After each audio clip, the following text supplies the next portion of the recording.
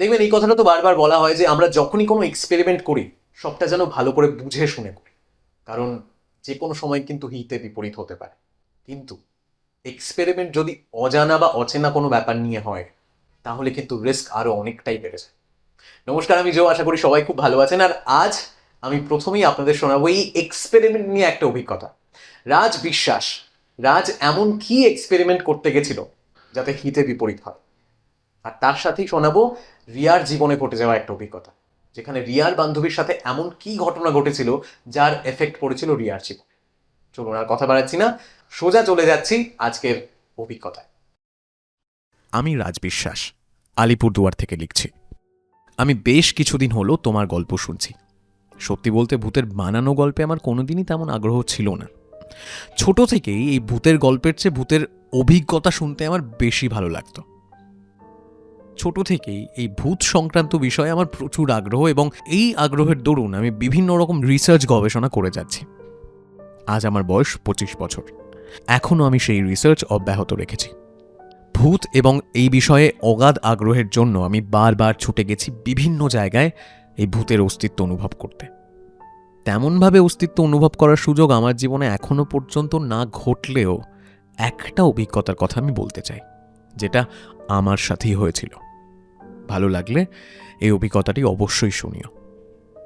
তা ভূত সংক্রান্ত বিষয়ে যাদের আগ্রহ রয়েছে তারা অবশ্যই দারু মাসান রিচুয়াল নামে একটি রিচুয়ালের কথা নিশ্চয়ই শুনেছেন।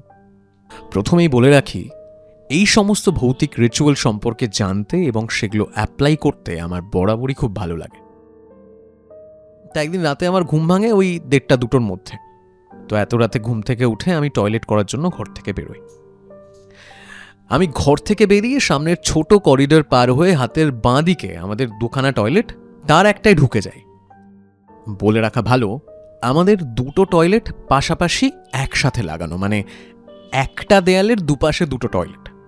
মানে অন্য টয়লেটে যদি কেউ থাকে তাহলে তার উপস্থিতি এই টয়লেট থেকে বোঝা যায়। তা আমি যে টয়লেটটা ব্যবহার করছিলাম তাতে একটা বড় আয়না আছে, সেটাই আমি আমার মুখ দেখছিলাম। হঠাৎই আমার মনে হলো, এই যে রাত 2টোর সময় টয়লেটে আছি, এই মুহূর্তে যদি আমি দারু মাসান রিচুয়ালটা করি তাহলে কেমন হয়। ব্যাস, যেমন ভাবনা তেমন কাজ। তাড়াতাড়ি ঘরে ফিরে একটা মোমবাতি আর দেশলাই নিয়ে ফিরে এলাম। দেশলাই দিয়ে মোমবাতি জ্বালিয়ে মোমবাতিটি বেসিনের একপাশে রাখলাম। টয়লেটের লাইটও নিভিয়ে দিলাম। মোমবাতির ছোট্ট আলোয় পুরো বাথরুমটা একটা আবছা অন্ধকারে ঢেকে গেল। আমি সেই অন্ধকারে আয়নার সামনে দাঁড়িয়ে আয়নার দিকে তাকিয়ে বারবার বলতে লাগলাম, দারু মাসান, দারু মাসান, দারু মাসান। এইভাবে বারবার বলছি। আয়নায় নিজের চেহারাটা দেখে কেমন যেন বুকের ভেতরে ভয় লাগছিল। মনে হচ্ছিল আমার সেই চেহারা যেন একটা রহস্যময় প্রতিচ্ছবিতে পরিণত হয়ে যাচ্ছে। এত রাতে সম্পূর্ণ নিস্তব্ধ বাড়িতে টয়লেটে আমার সেই দারু মাসান, দারু মাসান বলার শব্দ যেন জীবন্ত হয়ে উঠেছিল।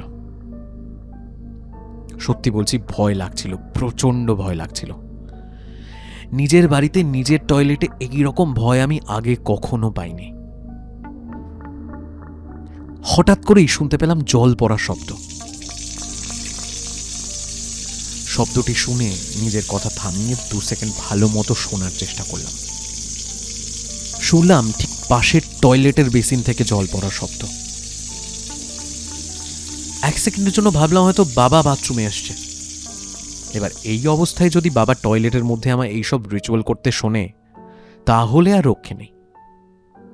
কিন্তু একটা জিনিস ভেবে অবাক হলাম যে বাবা যদি টয়লেটে ঢোকে তাহলে টয়লেটের দরজা খোলার শব্দ তো আমি পাবো।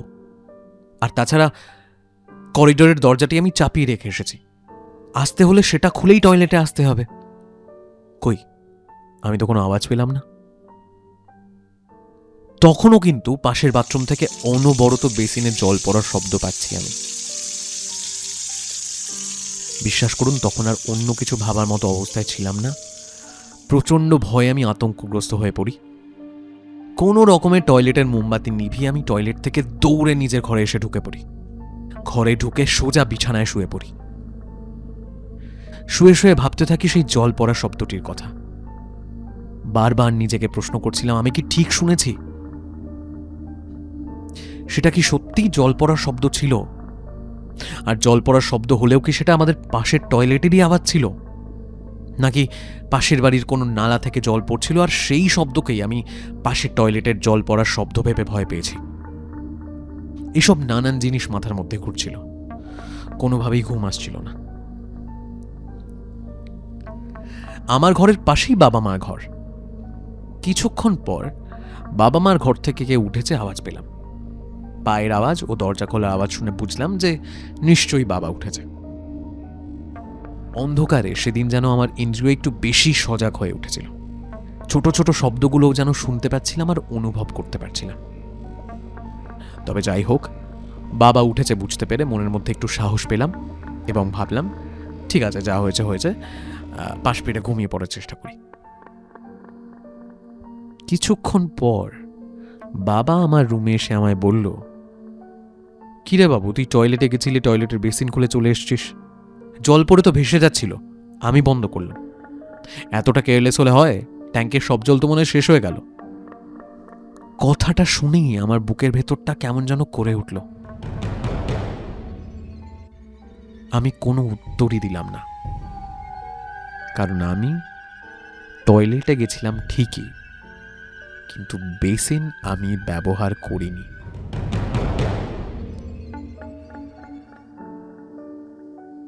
তাহলে কি পাশের টয়লেট থেকে জল পড়ার শব্দটা আমি ঠিকই শুনেছিলাম?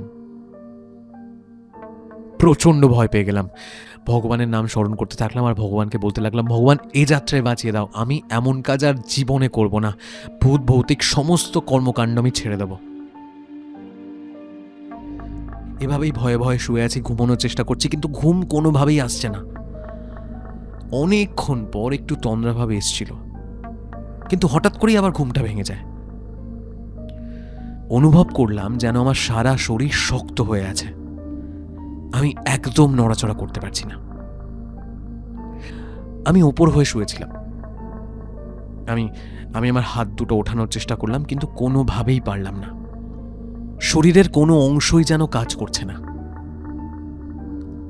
নড়াচড়া করতে পারছি না, এক জায়গাতেই একেবারে শক্ত হয়ে পড়ে আছি। শুধু চোখের মনি দুটোই নাড়াতে পারছি, আর বাকি পুরো শরীর যেন অবশ হয়ে আছে। হঠাৎ করেই অনুভব করলাম আমার বুকের ওপর প্রচন্ড একটা চাপ। মনে হলো কোনো ভারী বস্তু যেন বুকের ওপর বসে আছে আর আমায় চেপে ধরে রেখেছে। সেই অবস্থায় আমি ঠিক কি করব বুঝতে পারছিলাম না। মনে মনে ভগবানকে স্মরণ করতে লাগলাম এবং মনে মনেই হনুমান চালিসা পাঠ করতে লাগলাম। বেশ কিছুক্ষণ পর মনে হলো শরীর থেকে কিছু একটা বেরিয়ে গেল আর শরীরটা সাথে সাথেই হালকা হয়ে গেল। একটু স্বাভাবিক হতেই বিছানাতে উঠে বসলাম। ঘরের লাইট জ্বালিয়ে প্রথমে জল খেলাম, বিছানার উপরেই বসে থাকলাম, আর ঠিক এভাবেই সারা রাত বিছানায় বসেই কাটিয়ে দিলাম। পরদিন সকালে সিদ্ধান্ত নিলাম যে এই ভূত সংক্রান্ত কোনো ভৌতিক কাজকর্ম বা এক্সপেরিমেন্ট আমি আর বাড়িতে করব না। তারপর থেকে যতই ভূত বা ভূতের গল্প শুনি বা বিষয়বস্তু নিয়ে ঘাটাঘাটি করি, কিন্তু বাড়িতে কোনো রকম রিচুয়াল করার সাহস আমি পাইনি। এই ছিল আমার ঘটনা। দাদা নিজের মতো করে ঘটনাটি লেখার চেষ্টা করলাম। ধন্যবাদ।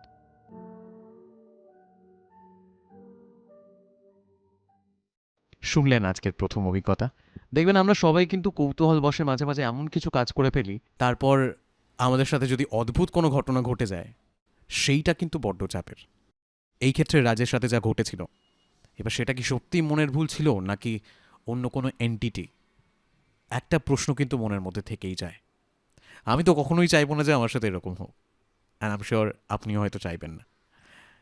যাই হোক, চলে যাচ্ছি আজকের পরের অভিজ্ঞতায়। নিজের অভিজ্ঞতা শেয়ার করেছেন রিয়া সরকার।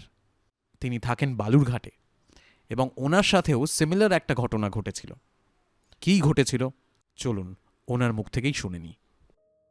নমস্কার দাদা, আমার নাম রিয়া সরকার।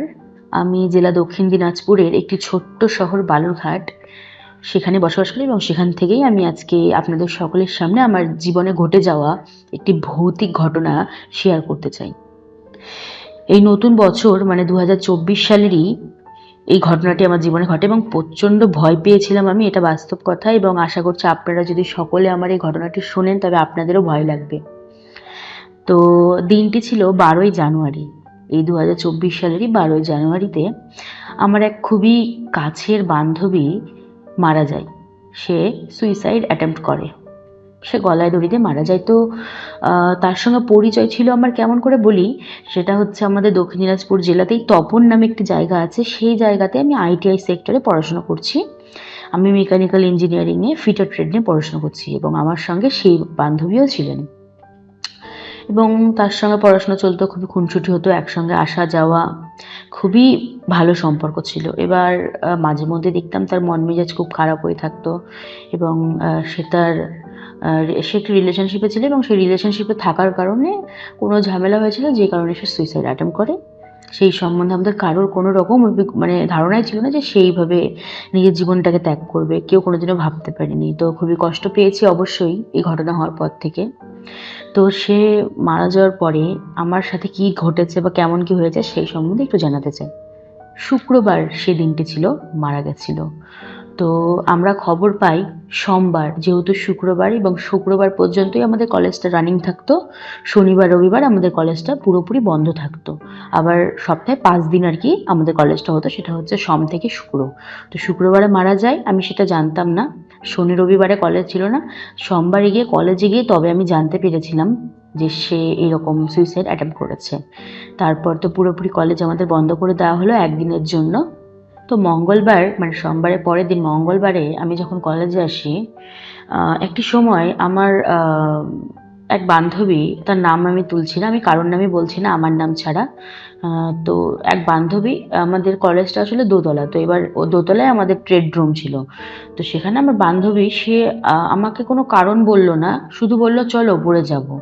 তো আমি ওকে জিজ্ঞেস করলাম যে কেন, ওপরে কি করতে যাবি? তো আমাকে সে কোনো কারণ বলল না যে আমি এই কারণে যেতে চাই বা ওই কারণে যেতে চাই, কোনো কারণ বলল না, আমাকে শুধু বললো যে আমার সাথে চল, আমি ওপরে যাব।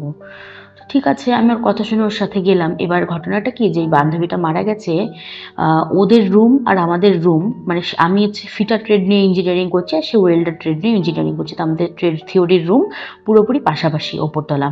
এবার ওপরতলায় কি আমাদের ওপরতলাটা পুরোপুরি একদম সুনসান ফাঁকা থাকে বেশিরভাগ টাইমে। যাওয়ার পরে আমি বাইরে দাঁড়িয়ে আছি, আমি কোথাও যেতেও পারিনি, ওখান থেকে নড়তেও পারিনি। একদম আমার ঘর মানে আমাদের যে ট্রেড থিওরির রুম সেই রুম আর আমার যে বান্ধবী মারা গেছে তাদের রুমের একদম মাঝ বরাবর দাঁড়িয়ে আছি আমি। দুটো রুমের দরজা খোলাই ছিল। তো আমার সাথে যে বান্ধবী গেল, সে গিয়ে কি করলো, আমাদের রুমের যে দরজা সেই দরজাটিকে ভেতর থেকে ঢুকেও লক করে দিল। মানে আমি একা সেই মুহূর্তে বাইরে দাঁড়িয়ে আছি, আশেপাশে কেউ নেই। এদিকে আমার বান্ধবীটা মারা গেছে, তার কথাও ভাবছি, আমার মনে মনে ভয় লাগছে। এবং যেই রুমে সে মানে আমার বান্ধবীরা ক্লাস করতো সেই রুমের দরজাটা পুরোপুরি খোলা, আমি দূর থেকে দাঁড়িয়ে দেখতে পাচ্ছি পুরো রুম, এমনকি আমার বান্ধবী যে জায়গাটায় বসতো গল্প করতাম সব দেখা যাচ্ছে। এমন সময় মানে আমি ফিল করতে পারছি সেই জায়গাতে একা একা ওইরকম একটা ফাঁকা জায়গায় দাঁড়িয়ে যে আমার আশপাশ থেকে যেন কোনো একটা ঠান্ডা হাওয়া আমার গাকে ছুঁয়ে যাচ্ছে। এদিকে ঠান্ডা, পুরো শীতকাল এখন চলছে, কিন্তু তারপরেও আমার পুরো মাথা দিয়ে কপাল দিয়ে পুরো পুরো ভিজে একদম ঘাম ঝরে পড়ছে সেই সময়ে। আর আমার পুরো শরীরটা এত পরিমাণে ভার হয়ে গেছিল, আমি যে নিজেকে নড়াবো বা একটুখানি এই সাইড ওই সাইড হব সেটারও মানে কোনো রকম ক্ষমতাই নেই। তো আমার বারবার মনে হচ্ছে যে আমার সে বান্ধবী হয়তো আমার সঙ্গে কিছু কথা শেয়ার করতে চাচ্ছে, আমার আশেপাশে ঘুরতে চাচ্ছে, আমার কাছে আসতে চাচ্ছে, এরকম অনেক কিছু আমার মনে হচ্ছিল সেই মুহূর্তে। কিছুক্ষণ পরে 2-3 মিনিটের মধ্যেই আমার যে বান্ধবীর সঙ্গে ওপরে এসেছিলাম সেই বান্ধবী আবার কি করলো, সে রুমের দরজাটা খুলে দিল। খোলার পরে তো বেশ আমি পুরোপুরি ভয় পেয়েই দাঁড়িয়েছিলাম ওখানে, অনেকটা সাহস করে তাও। দরজাটা খোলার পরে তার দিকে আমি খুবই রাগ হয়েছিল যে আমাকে এইভাবে একা রেখে তুই ভেতরে ঢুকে দরজাটা লক করে দিলি, আমার বাইরে থেকে কি হচ্ছিল সেটা তো আমি জানি, তুই ফিল করতে পারবি না। তাকে বেশ অনেকটা বকাবকি করলাম যে আমাকে কেন এইভাবে একা এনে একাইভাবে দাঁড় করিয়ে রাখলি একা একা, আমারও তো ভয় লাগে, আমিও তো মানুষ। তো সে কিছু গুরুত্ব দিল না। তো তারপর স্বাভাবিক নিচে চলে আসলাম একসঙ্গে, তাও আমার গা হাত পা পুরো ভার হয়ে আছে। এবার অনেক সময় আপনারাও দেখবেন অনেকে যে অনেক অনেক কলেজ, বড় মানে ইনস্টিটিউট, তারপরে স্কুল, এইসবের বাথরুমগুলো যে হয় পরপর অনেকগুলো বাথরুম থাকে, দেখবেন অনেকটা ফিল হয় কি হসপিটালের যে বাথরুমগুলো হয় ওই রকম একটু ভয়ঙ্কর ভয়ঙ্কর ফিল আসে। তো ছুটির সময় যখন আমাদের কলেজ ছুটি হয়ে যায় 4:30-5টার দিকেই, সকলেই মানে টিচার্স থেকে স্টুডেন্টস থেকে শুরু করে সবাই বাইরে মাঠে চলে আসে, গ্রাউন্ডে চলে আসে কলেজের বাইরে। এবার আমি সেই মুহূর্তে আমার একটু ওয়াশরুমে আসার প্রয়োজন বলে মনে হয়েছিল, যেই কারণে আমার এক বান্ধবীকে আমি বলি, অন্য এক বান্ধবীকে বলি যে আমি একটু ওয়াশরুমে যাবো, আমার সঙ্গে একটু চল, আমি একা একা যেতে পারবো না। তো সেও ভয় পাচ্ছে, তো সেও বলছে আমি আরেকজনকে নিয়ে যাচ্ছি। দেন আমরা 3জন মিলে, মানে আমরা 2জন জুনিয়র আর আমাদের সাথে একজন সিনিয়র দিদিকে নিয়ে আমরা ওয়াশরুমে যাই। এবার আমি তো রীতিমতো প্রচণ্ড ঘাবড়ে আছি, ভয় পেয়ে আছি, এবং সেই মুহূর্তে আমি আমার বান্ধবী, এবার ভয় কি আমরা যে গ্রুপে থাকি না, বান্ধবীদেরকে খুব একটা বিশ্বাস করা যায় না। অনেক সময় মানে দুষ্টুমি করে, অনেক সময় শয়তানি করে, তো যে জন্য বিশ্বাস করা যায় না। তারপরও বিশ্বাস করেছি। তার কিছুক্ষণ পরে আমার যে সিনিয়র দিদি ছিল, সেই সিনিয়র দিদিকে আমি নিজে দাঁড়িয়ে থেকে বললাম যে দিদি, তোমার উপরে ভরসা করে আমি ওয়াশরুমের ভেতরে ঢুকছি, দরজাটা ভেতর থেকে লক করছি, যে প্লিজ চলে যেও না। তো দিদি আমাকে বলল যে হচ্ছে না না যাবো না, আমার উপরে বিশ্বাস রাখ, আমি যাবো না, কোথাও যাবো না। আমি দেন ভরসা করে ওয়াশরুমের ভেতরে ঢুকে আমি দরজাটাও আটকাতে পারিনি। সেই মুহূর্তেই শব্দ পেলাম, মানে ওরা দুজন মানে ঝটপট করে দৌড়ে চলে গেল। সেই মুহূর্তে আমি তখন ওদেরকে মানে আমি ফিল করতে পারলাম যে ওরা সবাই চলে গেল। তো আমি যে তারপরে আমার রীতিমতো আর একটা জিনিস মনে পড়ছিল, যে বান্ধবীটা আমার মারা গেছিল, সেই বান্ধবীটার সঙ্গে আমি ওয়াশরুমে আসতাম, বারবার এখানে যেতাম ওখানে যেতাম, ঘুরতাম। আমার প্রচণ্ড, আমার খালি কলেজে না গিয়ে প্রত্যেকটা মোমেন্টে আমার মনে হচ্ছিল যে যেন ও আমার সাথে আছে, ও আমার পাশে পাশে ঘুরছে, আমাকে কিছু বলার চেষ্টা করছে, আমাকে ছোঁয়ার চেষ্টা করছে, এরকম কিছু একটা ফিল হচ্ছে। তো রীতিমতো আমার হাতে ফোন ছিল। এবার আমি ফোনটা কোনোভাবে সাহস করে, আমার আবারও হাত পা ভার হয়ে গেল, আবারও ঘাম ছুটছে, শীতকালে এরকম হচ্ছে আমার সাথে। তারপর আমি ফোনটাকে কোনো রকমভাবে হাতে নিয়ে, আমি ভুলেই গেছি যে আমি বাথরুমে কি করতে গেছি বা কেন গেছি। ওরা চলে গেছে আমাকে রেখে। আমি তো পুরো ঘাবড়ে, তারপরে আমি ফোন করলাম আমার অন্য এক বান্ধবীকে, আমি ফোন করলাম যে প্লিজ একটু তাড়াতাড়ি আয়, আমি একা একা বাথরুমে আছি, আমার ভালো লাগছে না, আর তাড়াতাড়ি আমাকে এখান থেকে নিয়ে যা। আমি একা একা যে বাইরে বেরোবো, বেরিয়ে পুরোটা একদম কলেজ থেকে বাইরে, সেরকম সাহস আমার ছিল না। তারপরে সেই বান্ধবী কি করেছে, আমাদের ড্রেস মেকিং, আমাদের একটা ট্রেড আছে ইনস্টিটিউটে, সেই ট্রেডের ম্যামকে নিয়ে, আমার বান্ধবী একা আসতে পারবে না, সেও ভয় পাচ্ছে, তো আরেকটা ম্যামকে নিয়ে আসছে। এবার অতটা আসবে মানে পুরো গ্রাউন্ডের থেকে কলেজের একদম ভেতরে, বিল্ডিংয়ের ভেতরে ঢুকে বাথরুমে একটু টাইম লাগবে আসতে, মিনিমাম 1-2 মিনিট তো লাগবেই। তো সেই মুহূর্তেও আমি কি করব বুঝতে পারছি না, পুরোপুরি ভয়ে আছি, পুরোপুরি। আমার মনে হচ্ছে আমার আশেপাশে কেউ আছে, আমাকে কেউ ডাকার চেষ্টা করছে, ওকেই আমার মনে হচ্ছে আমার বান্ধবী আমার আশেপাশে আছে, এইরকম আমার ফিল হচ্ছে। তো আমি যে আবার বলবো, আমার যে দিদিটা এসেছিল আমার সাথে প্রথমে বাথরুমে আমার সাথে এসেছিল, সেই দিদিটাকে যে আমি ডাকবো যে দিদি চলে গেছো, আমি এই কথাটা বলারও সাহস পাচ্ছি না। যে আমি হয়তো ধরে নিন যে আমার সেই দিদিকেই বলছি যে দিদি তুমি কি আছো, তখন আমার মনে হচ্ছে যে আমি যে আমার দিদিকে ডাকবো, আমার মনে হচ্ছে আমার ওই যে বান্ধবীটা মারা গেছে সেই হয়তো না বলে যে হ্যাঁ আমি তো এখানেই আছি। এরকম অনেক বাজে বাজে জিনিস আমার মাথায় তখন ঘুরছে, পুরোপুরি ভয় লাগছে।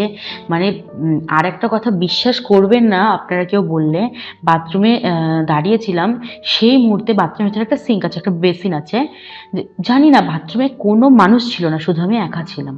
সেই মুহূর্তে জানি না কি করে একাই বাথরুমের ট্যাপটা যেটা হয় আর কি, পুরোপুরি একাই জল পড়তে শুরু করে দিল। মানে সেই মুহূর্তে আমার ভেতরে যে কি হচ্ছে আমি মানে কাউকে আমি বলে বোঝাতে পারবো না সেই সিচুয়েশনটা।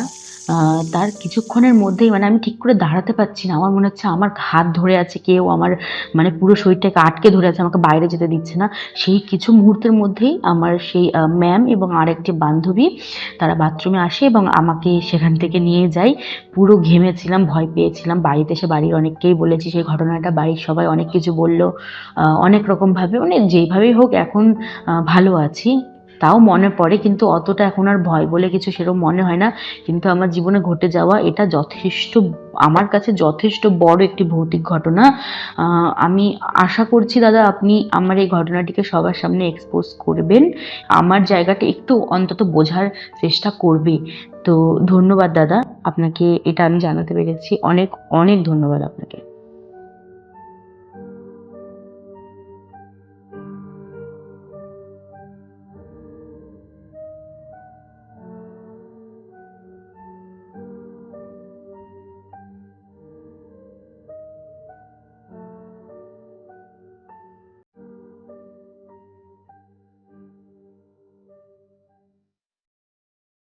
আজকের দুটো অভিজ্ঞতাই কিন্তু বেশ কিছু প্রশ্ন তোলে। একদিকে রাজের অভিজ্ঞতা এবং তার সাথেই রিয়ার অভিজ্ঞতা।